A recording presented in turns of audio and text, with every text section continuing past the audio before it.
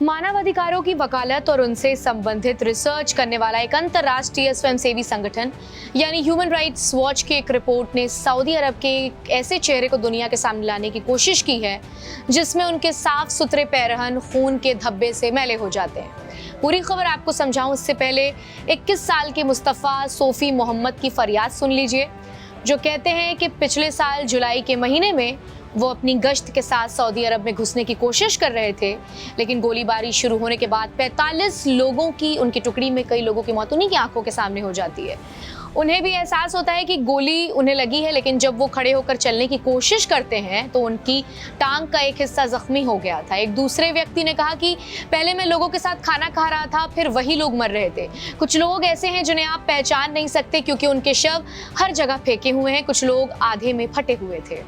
दरअसल human rights watch ने अपनी एक रिपोर्ट में दावा किया है कि सऊदी बॉर्डर गार्ड्स यानी सऊदी सीमा रक्षकों ने मार्च 2022 और जून 2023 के बीच यमन सऊदी सीमा पार करने की कोशिश करने वाले सैकड़ों इथियोपियाई प्रवासियों और शरण चाहने वालों को मार डाला है।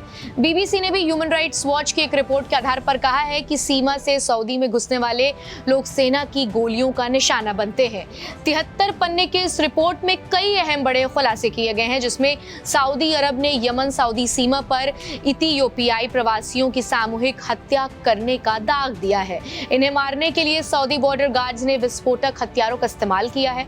इन हमलों में कई महिलाएं और बच्चे भी शामिल हैं। आपको बता दें कि ह्यूमन राइट्स वॉच ने करीब 42 लोगों का इंटरव्यू किया है, जिनमें 38 इथियोपियाई प्रवासी और शरण चाहने वाले लोग शामिल थे, जिन्होंने मार्च 2022 और जून 2023 के बीच यमन सऊदी सीमा पार करने की कोशिश की थी। दरअसल इथियोपिया में आर्थिक संकट तेजी से बढ़ा है, जिसकी वजह से यहाँ रहने वाले लोग देश को छोड़ रहे हैं। करीब 7.5 लाख से अधिक इथियोपियन इस वक्त सऊदी अरब में रहते हैं। यही वजह है कि सऊदी अरब अब अवैध रूप से देश में घुस रहे हैं। यही कारण है कि सऊदी अरेबिया शरणार्थियों पर एक्शन ले रहा है और सीधा गोली मार दे रहा है।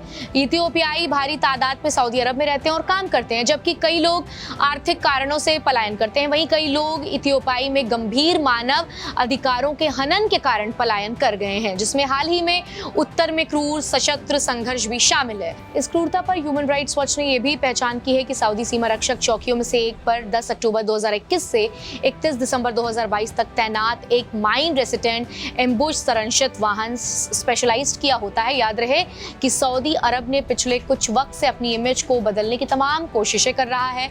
विश्व में खुद को ऐसे देश के तौर पर पेश कर रहा है जो कट्टरता को पीछे छोड़ आधुनिकता में विश्वास रखता है। लेकिन इन तमाम कोशिशों के बाद भी ह्यूमन राइट्स वॉच की रिपोर्ट सऊदी के दामन में क्रूरता के कई अहम सवाल खड़े करती है।